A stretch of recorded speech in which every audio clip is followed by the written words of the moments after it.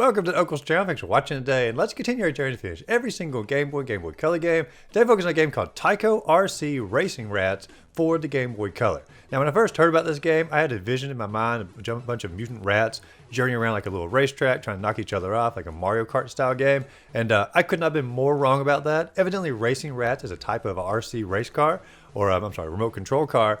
And this game just simply features that type of car journeying around environments trying to collect different items in order for a neighborhood kid to get revenge on his parents and his grandma and all of them. So there's actually zero racing in the game. There are zero rats in the game. Well, I'll take that back. There's a few obstacle rats, but character rats, zero character rats in the game. And it's just simply collecting different items with no time limit, and it's more of a puzzle game than anything. But I have to say, I haven't played any games like this game, and it does stand in its own right as far as a race car collectathon of sorts. But let's go ahead and dive into it and see if it's worth your time to play it in the year 2024, or whichever year you are watching this video. Now, this particular game did get moved up in the queue a good bit because produced by Zoll requested on my earlier videos, so naturally moved it up. If there's a game that you want to see me cover sooner or later, let me know the name of the game in the comments down below, and just like Racin Ratz, I'll move it right on up. Now, I always like to start the game off by looking at the box art for the game first, and the box art for Racin Ratz here features two remote control cards with little Racin Ratz on the side of them, journeying through an environment just like you're going to do inside the game. Logo up top, it says Get Radical, a nice little button there, with 23 missions with your RC car. And so, like, if I had just simply looked at the cover of the game before diving into it, I would have actually known this was not a racing game and it didn't feature rats. But where would be the fun in jumping into a game without jumping to conclusions first? But overall, the cover for the game fits it perfectly. Now, when you start the game up here, you have a little intro scene of a kid racing his little remote control car here through the house. You know, he runs it up to the cat, jumps it off the cat like the cat's a little ramp. The cat sort of goes crazy here, and it's heading toward a vase. Now, I thought when I was watching this it was like a test tube, and we're getting ready to see the Racing Ratz sort of mutate and come to life here. But no, that's not the case at all. It just simply knocks the vase off. His parents come in, they get upset at him, and they sentence him to a stay inside of his room since he is grounded for breaking the vase. Now, while he's in his room, he's going to start plotting his revenge, which is going to be basically collecting items from all around the house to just cause a little bit of chaos within the world of his parents. And so that's the story for the game. Now, when you load the game up here, you do have a few options. You can either start the game, continue game, or do controls. I did look at controls first, and controls, the beginner controls is what I ended up going with because it's the default. But you can also go to like advanced or RC controls, which just looking at the picture was a little bit confusing. So I was like, I'm not going to mess with that. I'm just going to stick with the basic controls here. And then when you do start a new game, you have your choice of two characters. You can either play as Chris or Betty. And since Chris was the one in the intro scene, I do choose Chris, but talk about two like bratty looking kids. Like, I don't really want to play as either of these kids. But I guess, like I said, I chose Chris because he's in the intro. We're continuing on the basic story. And then you get to choose your car, and there are two cars that you can choose from, and they look pretty similar, honestly. But you can also choose the color of your car, and I ended up choosing the color of the Ogles channel in general. I even have the shirt on at the moment. And then I picked the default car because, like I said, there's not a lot of difference between the two of them. And then we're going to journey into our first region here. There are 3 regions inside the game. There's going to be the upstairs, the downstairs, and essentially like the backyard. And each region is going to have multiple levels, and then a boss that you're going to have to defeat. And so we are in the upstairs here first, and we have our choice between a few different areas. We can go into Grandma's room, we can go into Betty's room, or we can go into our parents' room in order to cause a little bit of this chaos. Now, I do choose to go to Betty's room first, just simply because it was the default one here. And I go in here, and you click on it. It's very much of a basic or a standard girls' room for the time. You got a little dollhouse over there. You got like a little board game on the floor, a little teddy bear off to the side. It definitely looks, if you walked in this room, you're like, a little girl lives in this room here. And there are 2 missions that you can select for Betty's room. You can either do Makeup Masquerade or Diary Dilemma, and you do have to do both of them eventually. So I choose Makeup Masquerade first, and your goal here is just simply to find and collect Betty's makeup. And this level here is a very basic level for the game, sort of teaching you the basics.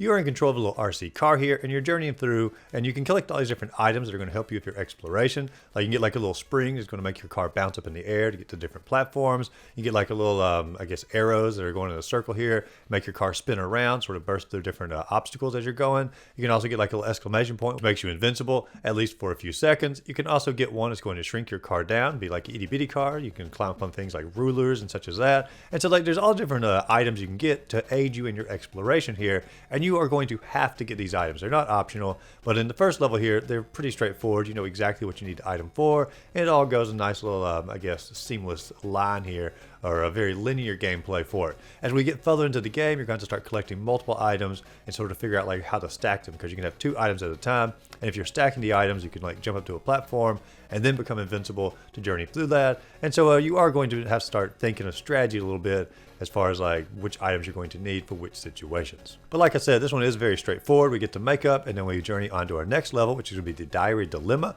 And just like I said, the last level is sort of a training level. This level is also a training level because they're introducing a few new items to us. We have the ability to climb up the wall here, which is a pretty cool little ability. And you jump off once you climb the wall. You also get like a little rocket ship, and you basically hop on a little rocket pad once you've got the rocket ship and your little jet engine. You can basically catapult yourself to all kinds of crazy high locations inside the level. And in this one, you do have to blast it on top of her bed in order to get her diary, and that's going to complete the second level. And now we're going to head over to Grandma's room and talk about like grandma stereotypes here. Your two level titles are a bingo bonanza, because I guess all old people enjoy bingo, and denture adventures. So at least they're trying to rhyme here, but like not every old person out there has dentures or enjoys bingo. In fact, I know a lot of old people who don't have either of those things or enjoy either of those things. But regardless, they are really playing into the old person stereotypes. We choose bingo bonanza first, and our goal here is just simply to find and collect grandma's bingo card. And as you're journeying through here, you are going to see like some extra bonus items. Like there's a little thing of perfume at one point, and there's also like a little crown and like a little bird cage here. And so like these are bonus items that you can get that I don't really know how to get them at this moment in the game. And they're not required to finish the game, but there are like reasons to go back to these levels to collect more things. But this one here is still fairly straightforward. Use the ability to climb the wall toward the end, use a rocket ship to hop over, and cross the piano to collect grandma's bingo cards. And then we go into denture adventure and talk about, like when I mentioned stereotypes earlier, they do every stereotype I can think of for grandma here. They have dominoes on the table, they have a sewing machine, they have things that she has sewn, they have a cat tree, and then they have this weird pile of goo coming out of like a glue gun. I don't know if it's like denture adhesive or something, but I have no idea like what this little pile of goo is. If you know what this is, like let me know in the comments down below, but I am sure it is an old person stereotype playing into it. But like I said, these aren't old people things. Like I have a cat tree, like literally right here. I'll do a clip of the footage, like sitting right beside me. I have a cat tree. I like to play dominoes. I don't have dentures, but I guess maybe one day I will. So maybe this is a preview of future life for Ogles here. But anyway, you climb to the top of the cat tree, you get the rocket, and you spring across twice, and you get onto the sewing machine, and you journey your way off, and her dentures are just across the way. Not a very hard level once again. They're all so far pretty easy, but at least all levels have had a very distinct environment, even though they are very much played into the stereotypes. And then we head off into the mom and dad's room, and we have two missions here, the wallet wrenching and the car key capers. They really are doing pretty good with their rhymings here. Now, wallet wrenching, I guess like you're just taking a wallet and you're squeezing as much as you can. That's what wrenching would be. But actually you're just simply trying to just steal your dad's wallet because you are a bratty little kid here. I mean, we saw the picture at the beginning. We know our kid's bratty, and so we are trying to steal our father's wallet. And for this particular one, you journey into their bedroom. And truth be told, it's like less of a bedroom and like more of an office because you have like a little desk over here, a little computer, a little shredder off to the side. You have like a little coin collector off to the side as well, which my dad did have one of those growing up, so that stereotype does fit in pretty well. But then you have like a weightlifting bench, like a little golf green at the same time. And so like, yeah, I mean, these are things like a normal dad could have, but not in the bedroom. It's more like a living room type thing. But anyway, you journey through here. It's the usual puzzles. They are getting a little bit more complex as far as like which items you need to collect, but there's nothing too bad. But they are definitely playing into the stereotypes. And the second mission for our parents' room is a car key caper. We're trying to steal our mom's car keys. And in this room here, have the things like boxes of shoes because the mom likes to shop. A dresser over here at the side to get ready with. And then the offensive stereotypes like a vacuum, trying to say like all women want to do is be housewives. I mean, like what year is this game made in? Come on now. And then we have this one item over here, like I couldn't even figure out like what it was for a long time. It's like this little can with like a little brown thing coming out of it. I'm like, what is that? And finally, when I journeyed on the screen up a little bit, I realized like a fishing rod, a toolbox, and worms. I'm like, why is this in the mom's room? Like all the dad had in his room was like, you know, dad items. And over here you have a fishing rod and worms. Like it's just an unusual little thing, but it's still going to play out like the same puzzles, you know, collecting the same power-ups. Power-ups aren't going to really change throughout the entire game. It's just simply the order that you're going to have to use them in. And truth be told, most of the puzzles are pretty similar. You just sort of have to figure out the right order. And then we get to our first boss in the game, which is an orange cat. And all you have to do is go behind the cat, collect like your little attack or your little rotation power-up, and you avoid the tail at the same time, and then journey down to the front of the cat, and when he sort of spreads his paws out like that, you run up there, do your little spin move, attack him, and he has a little health bar in the upper left-hand corner. I think it's like maybe 4 hits, and he's taken out. A really easy boss, but he's probably the hardest one in the game, but that's not saying a lot because he's still pretty darn easy. And then we journey into our second region, which is going to be the downstairs. Now, the downstairs is going to feature the bathroom as well as the kitchen. and the living room. So I journey into the bathroom first, and I'm gonna go ahead and say, like, this is the room I would never venture my remote control car in growing up. Like, talk about like germs for this. But there are 2 levels. You have toilet trouble, which is disgusting to think your RC car be around that area, and then shower scramble, which is a little bit less disgusting, but still disgusting. And so we do a toilet trouble first, and this is weird because it says like the baby needs toilet paper, and I'm not a parent, but don't you usually use more like baby wipes when they're babies instead of like toilet paper? I don't know, like parents can comment down below and let me know like how I'm wrong on that, but I thought you used baby wipes. But you have the usual things like a sink, a toilet, you have an attacking plunger, and I'm not gonna lie, like a plunger is a pretty terrifying thing. If I see one out and about, even if I see one in my own bathroom, I'm like, oh, that plunger has been in the toilet. I don't want to touch that. So an attacking plunger to be aware of, or, you know, it makes complete sense to me. And then you have this mystery water puddle on the ground. And you're like, oh, like a mystery water puddle in the bathroom. This level like really does like gross me out. But you can get like a little rubber shoes for your RC car. And you can go across any water. It's going to be the same for the rest of the game. But that is our new power up for this particular level. Really not too bad. You have to go across some sinks in order to get the toilet paper on top of the toilet at the close here. And then we go into the shower scramble, and we were trying to get our dad's toothbrush. I guess some people brush their teeth inside the shower. I personally don't do that, but I think I have heard of at least people who choose to do it. This bathroom here is actually a totally different bathroom, which is a little weird because like when you go to the menu, it just shows one bathroom. This is clearly a different bathroom. Toilet's in a different location. You have like razors. This is clearly like the dad's shower area. And I would say like this level here is like when the game sort of transfers its way over, because like the platforming is now getting pretty precise. Your timing's getting pretty precise as well. And you'll probably have to try the levels a few different times over in order just simply to get the platforming down pat.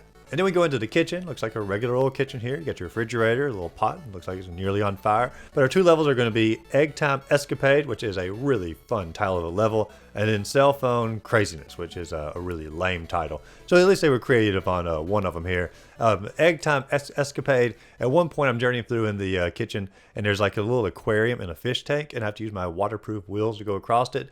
And I don't get out like just in time, but I'm not like too late. And like the game couldn't decide if we're going to sink inside the aquarium or on the floor, and the game actually froze up. So I actually froze the game at this point, which is not like a huge deal. You just sort of exit out and you can continue where you're at. But you can freeze the game if you basically die but survive like at the same time, if that makes sense. But there's overall like pretty good platforming in this particular level. Cell phone craziness, I do enjoy it. We see a Nokia right here, so we are going back to the early 2000s when everybody had a Nokia, and we are trying to steal our mother's cell phone. Very normal level here, nothing too out of the ordinary about it. I mean, there is like a cat or an owl clock in the background at one point, which was sort of cool, but the gameplay mechanics are the same. Then we go into the living room, and we have a scene here. It's just wonderful. Looks like my childhood growing up. We got a comfy couch with an old CRT TV, a VCR on top of it, a fireplace off to the side. Like, man, you could live in this room and be like completely content. We have 2 missions here. We have Television Terror and Music Madness. Now, Television Terror, we are trying to get our grandmother's RR tape, which I assume is Racin Ratz. But, you know, grandma here, like her picture, she's just such a mean grandma. Like growing up, like grandma was always so nice. Grandma was somebody you wanted to go to. This grandma here is terrifying. No, I can understand why you would want to steal her things. But good aesthetics here. You have like the old TV, a little game controller in front of it, like a retro game playing on it in the background. A little portable heater because, you know, back in the day we used more portable heaters before we had like a central heat and air inside the houses. This level was a little bit more difficult as far as like figuring out where you needed to jump in order to use the wall climb. But once you figure the puzzle out one time, like the level is a piece of cake from that point on. And then we have Music Madness, where the goal is to find a remote control, which doesn't make sense because like remote control goes to the TV. But I guess it could go to the stereo, that's possible. But the Music Madness has like different instruments lying around, different like stereo. And this one was a little bit harder for me because I needed a turbo in order to speed up to get over a ramp, and I couldn't find it anywhere. And I wandered around this level for several minutes until I finally realized at the top of the guitar, the turbo is up there, and just simply the colors of the word T for turbo blended in perfectly with the colors for the guitar. And once I figured that out, the level was pretty easy. But the choice of colors there did throw me off a little bit. Now the boss for this is a really fun boss battle. It's a giant bird that's flying above you. I guess it's not a giant bird because you're an itty bitty car. So a regular sized bird, which is flying above you in the yard here. And you have to collect the jump mechanic where you jump up and spin at the same time. And you jump up and you hit the bird and you come back down. You find another item, jump up, hit the bird, and continue on. You do have to avoid like these little egg drops, like little sticks and such as that. Really, really easy though. And then we journey into our third region here, which is going to be the outside for the treehouse and the deck. And awesome looking treehouse, a little smiley sun off to the side. What kid wouldn't love to be in this treehouse growing up? But the treehouse level, you are trying to find a paddle toy. And I don't know, as a kid, like I actually enjoyed a paddle toy. I had several of them actually. And it's just a basic fun that I think most kids would probably miss out on nowadays. But I enjoyed the paddle toy when I was a kid. But this level here is fairly ugly, journeying through the treehouse. The only, I guess, fun part of it is hopping over like the little holes in the treehouse where you can see like the tree beneath it. That's some fun platforming there. But outside of that, it's probably the most straightforward level in the entire game. Could have almost been like a tutorial level and would have gone pretty well like that. Then we have the deck there where our goal is to find a comic book. And for this, like it starts off pretty darn hard. You have these little grills over here because you're on the deck, and you have to get a spring. You have to hop on the one little spot on the grill where you can actually continue on. And you have to really have pretty precise timing for this. And then when you continue on up through the deck here, you're heading back to your treehouse. You get to the edge of the house, and you can actually journey this little hole here, and you go into the gutter system for the house. And you go around, you collect these different items. And this is when I realized, like, this is the only level I've collected the bonus items for. And is there like a secret area in all the other levels that I missed? And so there is replayability for this game to go back and get the bonus stuff. It's not required, but hey, it's still cool that it's in the game. And then we have the garage. We have the garage door obstacle course, and it's the usual garage stuff here. You have like a little power saws, you have oil, little containers full of gunk that you have to avoid. Really nothing too crazy about this. You also have the monkey wrench business in the garage, and it's the usual stuff as well. The garage is probably one of the lower levels in the game. Then we journey into the backyard, and the sun in the backyard is just like, it's like dying here. This is a pitiful looking sun. And journeying from the weather we've had lately here, it's been like 90 degrees in June. And I know this video is not going up until July, but I'm filming it in June. And my Lord, like, whew, the sweltering sun, I can understand why the sun is miserable here. But there are two levels in this. You have the garden dash as well as the bone to pick. In garden dash, you're trying to find your mom's shovel. You're going to encounter like gnomes, like little lily pads and frogs. Little basically where the hose is spilled over as well. The most unique item in this level is probably the Bug Zapper 2000, which I haven't seen a Bug Zapper in forever. And then the final level here is going to be Bone to Pick, where we're trying to find our dog's bone. And it's a very ordinary level, nothing to really write home about. And it is sort of sad as like the final ordinary level in the game because it really did not go out with a bang at all. It was just a very ordinary level. And then the final boss here is you're actually going to get to battle against another RC car. And it's a little gray one, so it's like a rat, I guess. And they collect the spin item, you collect the spin item, you just want to have to time it and hit them every time they stop spinning, and their life bar goes away pretty quick. A very, very easy boss. And then we have our final scene in the game, which is a cut scene, and it shows like your entire family knocking on the door, banging on the door, saying like, let us in, and you're like laughing back in the background because you have all the items that you've collected blocking the door, and they can't get in. It's a good little ending to the game. Like I said, our character's a brat. It really plays up to it. And I can see why the entire family would be mad at the character. Well, let's talk about the game as an overall. Overall, this game was not at all what I expected. But for a collectathon RC game, I think it's pretty fun. It's got some good sense of humor about it. It's got some, fun obstacle courses you're going to go through. Also has a pretty good replay value as far as like going back through the levels, collecting different items. And so overall, I mean, like, it's a fun game. It's basic. It's colorful though. Pretty good graphics. Music is fairly forgettable. I'd give it a 5 out of 10. I think that's a pretty good score. It's not a super memorable game, but it's a fun set down play through on one afternoon. But if you enjoyed the video, be sure to like and subscribe to the channel. Check my other videos listed up above, and go out there, find a great game to play. Simply have a great rest of the day.